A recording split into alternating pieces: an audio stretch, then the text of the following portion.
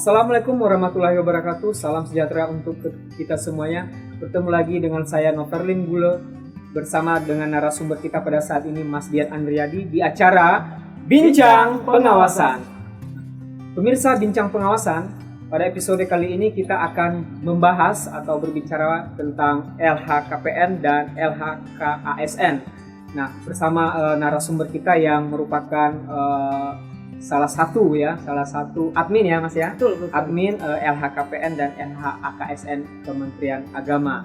Baik, namun sebelum kita berbicara lebih jauh tentang topik kita pada saat ini, kita mau mengenal terlebih dahulu narasumber kita pada saat ini. Mas Dian, bisa memperkenalkan dirinya. Mas Dian dari mana ini asalnya ini? Saya itu kelahiran di Bogor. Oh, kelahiran Bogor. Tapi sebenarnya keturunan Padang. Waduh, keturunan Padang. Tapi nenek bibit aja. Oh, begitu ya. Kelahiran di Bogor. Kelahiran di Bogor. Oke. Baik, untuk karir sendiri kapan mulai karirnya di Inspektorat Jenderal ini? Saya mulai aktif di Inspektorat Jenderal sejak tahun 2015. Ya, tepatnya tanggal 3 Agustus. 3 Agustus ya? Oke. 3 Agustus 2015. Yap. Oke. Saat ini di Inspektorat Jenderal di bagian mana? Saya ditempatkan di bagian organisasi dan tata laksana atau Ortala. Organisasi dan tata laksana, luar biasa ya. Oke, baik Mas Dian, sesuai dengan yang saya sampaikan tadi, topik kita kali ini tentang LHKPN dan LHKASN. Nah, itu LHKPN dan LHKASN itu bisa dijelaskan kita itu apa sebenarnya? LHKPN dan LHKASN itu salah satu bentuk laporan harta kekayaan. LHKPN kalau kita panjangan itu laporan harta kekayaan penyelenggara negara. Ingat ya, penyelenggara negara, bukan pejabat. Kan orang bicaranya, laporan untuk pejabat, salah. Penyelenggara negara. Penyelenggara untuk penyelenggara negara. Oke. LHKSN itu laporan harta kekayaan aparatur sipil negara. Oh, itu untuk aparatur. Berarti semua ya, selain LHKPN dia laporan LHKSN begitu ya. Oke. Berarti untuk pelaporan ini sendiri ini waktunya apakah setiap tahun atau setiap bulan bagaimana Mas? Kalau untuk LHKPN itu pada saat awal menjabat maksimal itu 3 bulan setelah awal menjabat dia harus lapor LHKPN dan dia harus dilaporkan itu setelah setiap 1 tahun sekali setelah laporan periodiknya. Tapi untuk pelaporannya itu hanya ada 4 unsur ya. Yang pertama pimpinan instansi yaitu menteri. Oke. Yang kedua pimpinan unit eselon 1. Unit eselon 1. Nah, terusnya staf ahli dan pimpinan perguruan tinggi. Oh, pimpinan perguruan tinggi. Rektor, ketua atau wakil ketua. Selain dari itu semua lapor LHKSN. Laporan LHKSN. Oke, menarik sekali ya. Baik, sebelum kita lanjut Mas Dian, ini silakan dulu dinikmati minumannya. Kasih. Ya. Dan juga kita mau sapa-sapa dulu nih pemirsa kita yang merupakan satuan kerja kita yang ada di unit eselon 1 pusat. Apa kabar semuanya? Kemudian kita juga punya Kanwil yang berada di 34 provinsi. Kemudian perguruan tinggi keagamaan negeri yang totalnya ada 72 di semua agama, baik Islam, Kristen, Katolik, Hindu, Buddha. Kemudian kantor Kementerian Agama baik di tingkat kabupaten maupun kota. Kemudian UPT Asrama Haji dan juga madrasah kita yang tersebar di seluruh wilayah Kesatuan Republik Indonesia. Luar biasa sekali ya. Luar biasa sekali. Oke, baik kita lanjutkan. Ini Mas Dian, menarik ini. Sebenarnya kalau yang tadi sudah dijelaskan siapa-siapa saja ya yang melaporkan ya LHKPN dan LHKSN itu LHKASN ya. Betul, LHKASN. Nah, ya, itu proses pelaporannya bagaimana itu Mas? Kalau untuk saya jelasannya LHKPN dulu. Ya, LHKPN. LHKPN itu dia harus isi formulir registration. Oh, formulir registration. Itu bisa diunduh dari aplikasinya LHKPN. Jadi formulir itu dikirimkan ke Inspektorat Jenderal bersamaan dengan fotokopi KTP. Tapi jangan lupa harus diparaf setiap halaman, ditandatangani di belakang. Tapi tidak usah pakai materai. Tidak usah pakai materai. Oke. Tidak pakai materai. Ingat tidak pakai materai ya. Oke. Banyak yang sudah tanya, pakai materai nggak Mas? Tidak usah. Tidak usah ya. Yang penting dikirim aslinya. Oh begitu. Baru saya daftarkan. Setelah saya input, saya komunikasikan langsung kepada yang bersangkutan. Bapak, Ibu, akun Bapak sudah aktif. Silakan diaktifkan melalui email. Oh, silakan. Itu untuk LHKPN. Untuk LHKSN, otomatis hampir semua pegawai Kementerian Agama itu sudah kita daftarkan ya. Hanya untuk CPNS yang 2019 karena jumlahnya hampir 14.000 ya, 14.000. kita belum bisa tambahkan secara manual. Jadi kita coba koordinasi dengan Menpan untuk input otomatis ya. Jadi otomatis untuk LHKSN dari kita tidak tanpa pendaftaran. Begitu ya. Jadi menarik sekali ya tadi disampaikan, ternyata nggak usah pakai materai pemirsa semuanya. Jadi pendaftarannya bisa secara online dan tidak ribet. Jadi ini informasi yang sangat menarik sekali nih, mungkin bagi bapak-bapak atau ibu-ibu yang belum mendaftar, silakan segera mendaftarkan dan jangan lupa untuk mengikuti acara ini di acara Bincang Pengawasan, di mana acara ini juga tayang setiap hari Selasa dan Jumat, tayang setiap jam 10 pagi di YouTube Inspektorat Jenderal Kementerian Agama, kemudian di Instagram Inspektorat Jenderal Kementerian Agama, kemudian juga di Facebook dan juga di Twitter Inspektorat Jenderal Kementerian Agama. Jadi kita tampilnya di seluruh media sosial Kementerian Agama, Inspektorat Jenderal Kementerian Agama. Oke, baik. Tadi setelah proses pelaporan ya secara online. Jadi nanti setelah Inspektorat Jenderal itu menghimpun seluruh data-datanya, itu datanya diapain lagi Mas Dia? Kalau untuk pendataan awal itu periodenya Oktober, November. Ini kita data nih. Biasanya kita kirim surat untuk LHKPN. Kita kirim surat kepada semua wajib lapor. Kita konfirmasi apakah yang bersangkutan masih menjabat. Masih menjabat. Oh ya begitu. Kalau masih menjabat, kita akan aktifkan dia sebagai pelapor. Tapi kalau tidak menjabat, maka kita ganti dengan pejabat barunya. Pejabat barunya. Ya, setelah itu baru mereka bisa lapor dari tanggal 1 Januari paling lambat tanggal 31 Maret itu harus selesai. Sudah selesai ya. Betul. Untuk LHKPN. Kalau LHKSN sudah bisa dari sekarang. Sudah bisa dari sekarang. Harusnya sudah selesai semua, tapi kita masih ada keterlambatan ya. Oke, begitu ya. Baik. Kemudian tadi menariknya karena online ya. Jadi aplikasinya tadi apa namanya, Mas? Kalau LHKPN itu lhkpn.kpk.go.id. lhkpn.kpk.go.id. Oke. Kalau LHKSN itu siharka.menpan.go.id. Wah, jadi kalau LHKSN itu siharka.menpan.go.id. Oh, jadi beda ya. Kalau satu di KPK, yang satu Menpan. Oke. Baik. Kemudian ini dengan jumlah satuan kerja Kementerian Agama yang begitu banyak itu dan jumlah pegawainya yang begitu banyak, itu kira-kira Mas Dian itu persentase yang sudah melapor baik LHKPN dan LHKASN itu berapa Mas Dian? Kalau untuk LHKPN alhamdulillah ya sudah 100%. Wah, mantap. Sudah 100% ya untuk LHKPN. Tapi untuk LHKSN hampir sedikit lagi. Sedikit lagi. Okay. Tapi 1%-nya Kementerian Agama kan besar betul. 2.300 itu hanya untuk 1% ya. 1%-nya 2.300 itu susah gitu. Oke, baik, sebagai admin ini ya. Kira-kira itu menurut Mas Dian itu kendala mereka kok bisa belum gitu ya? Apa yang mereka hadapi kira-kira Mas Dian? Kendalanya? Biasanya mereka tuh tidak tahu ya. Tidak tahu akunnya. Tidak tahu akunnya. Tidak tahu passwordnya. Tidak tahu cara melaporkannya. Bisa juga dari pihak kantor Kemenak Kabupaten Kota menginformasikan ke pegawai yang di KUA atau ke madrasah itu tidak sampai, bisa. Atau terkendala jaringan, misalnya di pelosok-pelosok.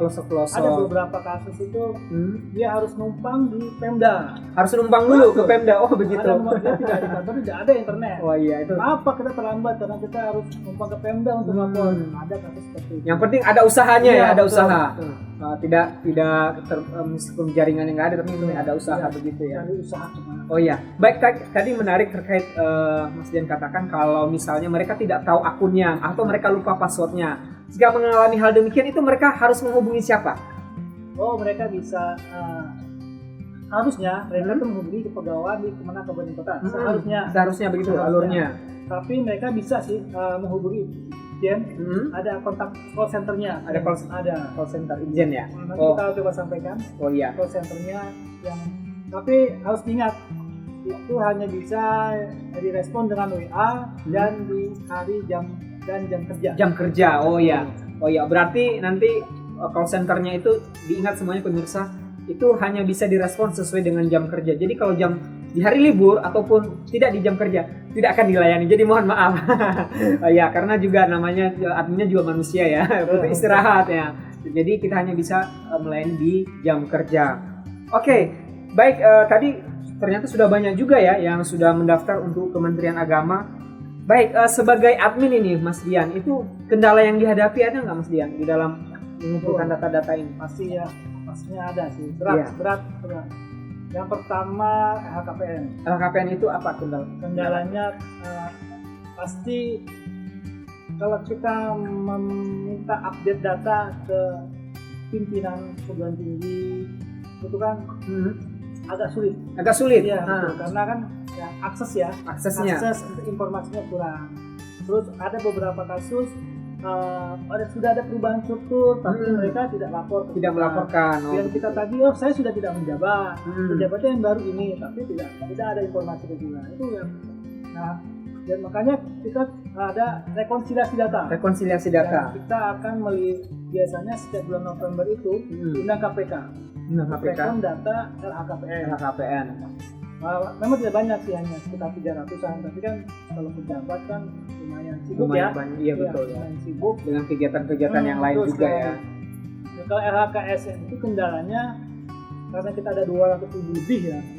Ya kendalanya waktu kita mau rekon. Kita coba nih download datanya nih. Datanya kita download data pegawai yang ada di aplikasi tidak bisa ya. Iya, maksud kita tuh data dari aplikasi kita akan coba sandingkan dari data simpoknya pernah, mana sih yang belum ada. Itu sampai sekarang ini belum bisa karena ya kita harus koordinasi lagi dengan yang punya aplikasi ya. Oke, menarik sekali ya, berarti ada kerjasama dengan pihak lain ya. Oke, baik, itu terkait tadi dengan koordinasi dengan pihak-pihak lain ya Mas Dian. Kemudian ini kalau mengingat jumlah satuan kerja kita yang sangat banyak, kemudian tadi ada yang menarik itu pergantian pejabat. Nah, dari Inspektorat Jenderal sendiri ada nggak program sosialisasinya ini apa yang kepada satuan kerja kita Mas Dian? Oh ada.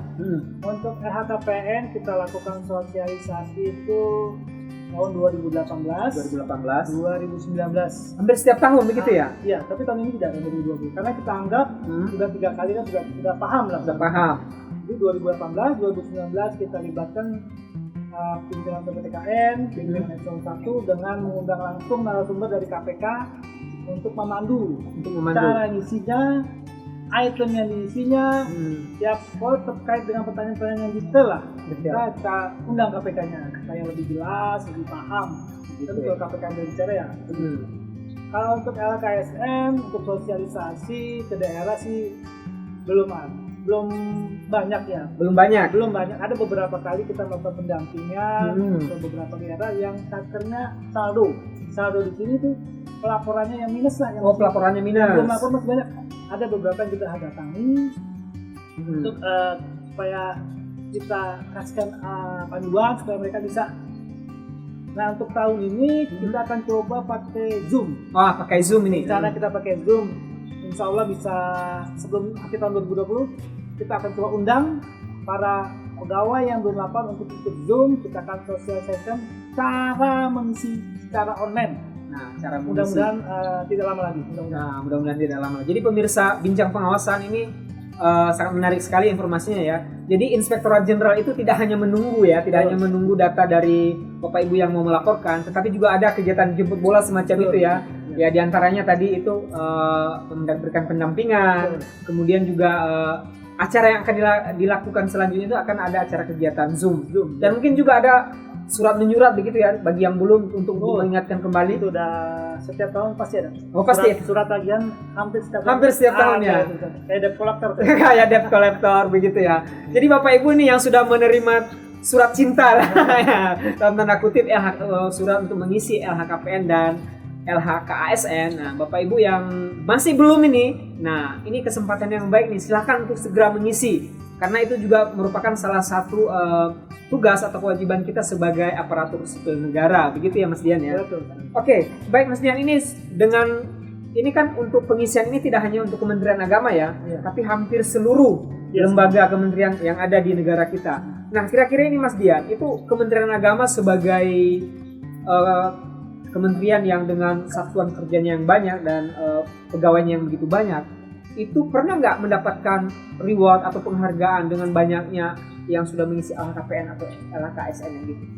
Kalau LHKPN tahun 2017 kita dapat penghargaan dari KPK dengan tingkat kepatuhan pelaporan terbaik lah. Terbaik, wah salah satu yang terbaik, wah luar biasa sekali ya. Untuk LHKSN tahun 2018 berdasarkan penilaian dari Menpan RB, Kementerian Agama termasuk salah satu kementerian yang kepatuhannya cukup tinggi. Wah, luar biasa. Pegawainya paling banyak sekali. Paling banyak dan termasuk paling tinggi. Wah. Nggak tahu di kementerian lain seperti apa. Nah, kita tahu ya. Yang penting kita dapat penghargaan ya. Iya. Berarti dengan kata lain nih, pegawai di Kementerian Agama itu sangat proaktif dan sangat juga aktif di dalam mengisi ya, baik LHKPN maupun LHKSN. Dibuktikan tadi dengan mendapatkan pengakuan ya, penghargaan baik dari KPK maupun dari Menpan RB. Ya. Baik, ini Mas Dian menarik sekali ini ya. Kemudian ini Mas Dian sebagai admin tadi ya, mungkin ada nggak pesan yang mau disampaikan kepada Bapak Ibu nih, baik yang belum maupun yang sudah mengisi LHKPN-nya nih Mas Dian? Dari kami admin sih mengharapkan untuk segera secepatnya melaporkan LHKPN ataupun LHKSN.